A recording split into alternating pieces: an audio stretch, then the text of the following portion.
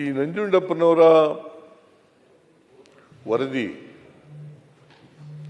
ಅದರ ಪರಿಣಾಮ ಏನಾಗಿದೆ ಅಂತಕ್ಕಂಥದ್ದು ಗೊತ್ತಾದ ಮೇಲೆ ಅದಕ್ಕೋಸ್ಕರ ಗೊತ್ತಾಗಲಿ ಅನ್ನೋ ಕಾರಣಕ್ಕೋಸ್ಕರ ಇಲ್ಲೇನೆ ಈ ಬೆಳಗಾವಿ ಅಧಿವೇಶನದಲ್ಲಿ ನಾನು ಘೋಷಣೆ ಮಾಡಿದೆ. ಆರ್ಥಿಕ ತಜ್ಞ ಪ್ರೊಫೆಸರ್ ಆರ್ ಗೋವಿಂದ ರಾವ್ ಇವರು ಅಶೋಕ್ ಅವರು ಮಾತನಾಡುವಾಗ ಡಿಲೇ ಮಾಡ್ತಾ ಇದ್ದಾರೆ ಅಂತ ಅವ್ರು ಹೇಳಿದ್ದು. ಡಿಲೇ ತಿಂಗಳಲ್ಲಿ ಮಾಡ್ತೀನಿ ಅಂತ ಹೇಳಿದ್ರಿ, 12 ತಿಂಗಳು ಮಾಡಿಲ್ಲ ಅಂತ ಹೇಳಿದ್ದೀನಿ ಅಷ್ಟೇ. ನಾವು ಕೇಳ್ರಿ ಇಲ್ಲಿ ನೀವು ಈಗ ಗೊತ್ತಿಲ್ಲದವರು ನಾನು ಹೇಳೋದು ಅಧಿಕೃತ. ನವೆಂಬರ್ ಕೊನೆಯವರೆಗೂ ಅವ್ರಿಗೆ ಅಧಿಕಾರ ಇತ್ತು, ಅವಕಾಶ ಇತ್ತು. ಈ ನವೆಂಬರ್ 2025 ನವೆಂಬರ್ವರೆಗೂ ಅಧಿಕಾರ ಇತ್ತು, ಅವ್ರಿಗೆ ಕೊಟ್ಟಿದ್ದದು, ಸಮಯ ಕೊಟ್ಟಿದ್ದದು. ಅವರು ಇನ್ನೂ 2 ತಿಂಗಳು ಬೇಕು ಅಂತ ಹೇಳಿದ್ರು. ಇನ್ನೂ 2 ತಿಂಗಳು ಬೇಕಾಗ್ತದೆ ಅಂತ ಹೇಳಿದ್ರು. ಡಿಸೆಂಬರ್, ಜನವರಿ, ಮೋಸ್ಟ್ ಲೈಕ್ಲಿ ಜನವರಿನಲ್ಲಿ ವರದಿಯನ್ನು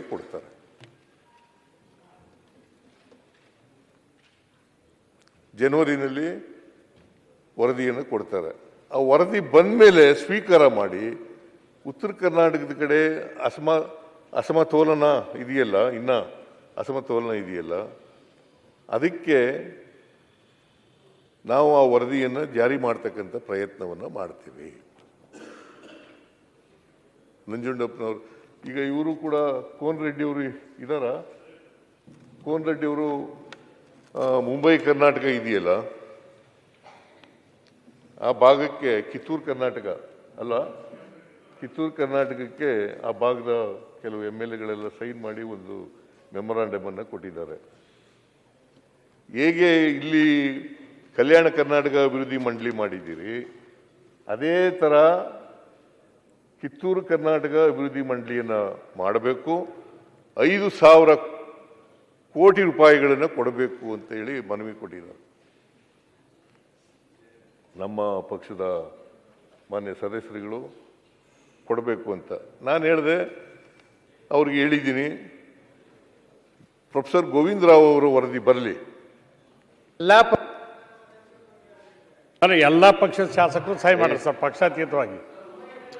ಆಯ್ತು. ಬಿಜೆಪಿ ಎಲ್ಲರೂ ಸೇರಿ ಮಾತಾಡಿ ಅವರ ಹೆಸರು ಮೇಲೆ ಕೊಟ್ಟೆ. ಎಲ್ಲರೂ ಕೂಡ ಒಟ್ಟು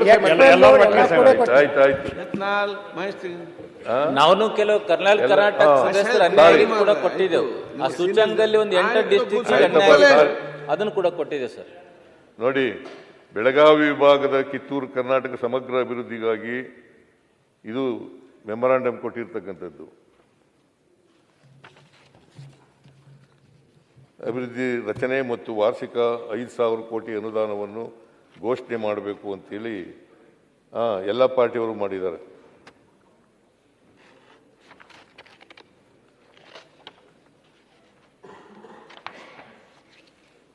ನಾನು ಹೇಳಿದ್ದೆ ಅವರಿಗೆ, ನೋಡಪ್ಪ, ಕೋನ್ ರೆಡ್ಡಿ ಅವರು ಮತ್ತು ಇತರ ಎಲ್ಲ ಶಾಸಕರು ಬಂದು ಕೊಟ್ಟಾಗ ಅವ್ರಿಗೆ ಹೇಳಿದೆ, ಗೋವಿಂದರಾವ್ ಕಮಿಟಿ ವರದಿ ಇನ್ನೂ ಬಂದಿಲ್ಲ, ಅರ್ಥಶಾಸ್ತ್ರಜ್ಞರೆಲ್ಲ ಮಾಡಿದ್ದೀವಿ.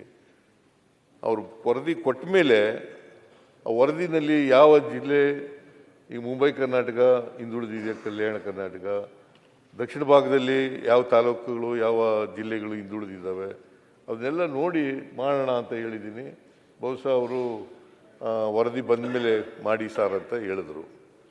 ನಾನು ಕೂಡ ಆ ವರದಿಯನ್ನು ಈ ಅಸಮತೋಲನ ಇದೆಯಲ್ಲ, ಪ್ರಾದೇಶಿಕ ಅಸಮತೋಲನ, ಇದು ನಿವಾರಣೆ ಮಾಡಲಿಕ್ಕೋಸ್ಕರನೇ ಆ ಕಮಿಟಿ ಮಾಡಿರ್ತಕ್ಕಂಥದ್ದು. ಗೋವಿಂದರಾವ್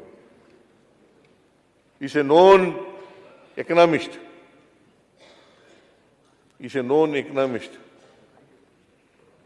14 ಫೈನಾನ್ಸ್ ಕಮಿಷನ್ನಲ್ಲಿ ಇದ್ದವರು, ನ್ಯಾಷನಲ್ 14 ಫೈನಾನ್ಸ್ ಕಮಿಷನ್ನಲ್ಲಿ ಮೆಂಬರ್ ಆಗಿದ್ದವರು.